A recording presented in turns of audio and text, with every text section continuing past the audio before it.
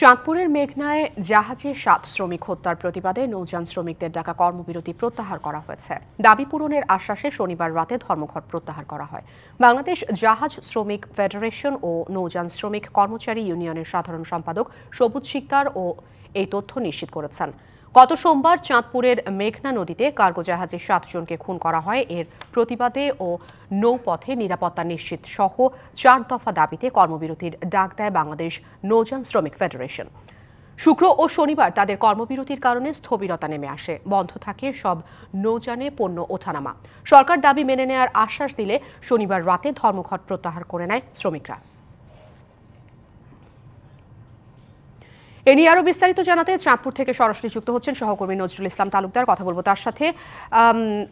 আতিক, আপনার কাছে আমি একটু জানতে চাচ্ছি যে ঘাটে কর্মচাঞ্চল্য ফিরেছে কিনা, সেই সাথে ব্যবসায়ীরা কি বলছেন তাদের নিরাপত্তা নিশ্চিতের ব্যাপারে, তারা আসলে কতটুকু আশ্বস্ত হয়েছেন? আফরিন, ঘাটে কর্মচাঞ্চল্য ফিরেছে। সকাল থেকেই কিন্তু আমরা দেখতে পেয়েছি যে যারা যে নৌযান শ্রমিক রয়েছেন তারা কিন্তু তাদের যে নিত্যদিনের কাজ সেটি কিন্তু একেবারে নতুন উদ্যমে শুরু করেছেন। যদিও গতকালকেও এই শ্রমিকরা কাজ করলেও সেটা কিন্তু এতটা উদ্দীপনা নিয়ে তাদেরকে করতে দেখা যায়নি। আজকে সকাল থেকেই কিন্তু একেবারে পুরোদমে তারা কাজে নেমে পড়েছেন। বিশেষ করে যে কর্মবিরতি ছিল সেই কর্মবিরতি প্রত্যাহারের কারণেই কিন্তু তারা কাজে যোগ দিয়েছেন এবং তারা কিন্তু আজকে যে পণ্যগুলো নিয়ে আসা হয়েছে বা গত 2-3 দিন আগে যে পণ্যগুলো নিয়ে আসা হয়েছিল সেগুলো কিন্তু আজকে খালাস করা হচ্ছে।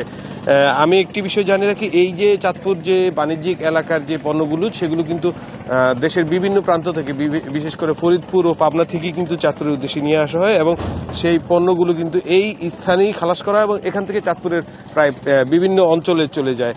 আর ব্যবসায়ীদের কথা যদি বলি, মূলত এই কর্মবিরতির কারণে যখন 2 দিন এই পণ্য খালাস বন্ধ ছিল তখন কিন্তু ব্যবসায়ীদের মধ্যে একটি শঙ্কা তৈরি হয়েছিল। বিশেষ করে তারা আমাদেরকে জানিয়েছিল যে যদি এভাবেই কর্মবিরতি দীর্ঘস্থায়ী হয় সেক্ষেত্রে কিন্তু নিত্য প্রয়োজনীয় দামে এর প্রভাব পড়ার সম্ভাবনা থাকবে। আমাদের সাথে যুক্ত থাকবার জন্য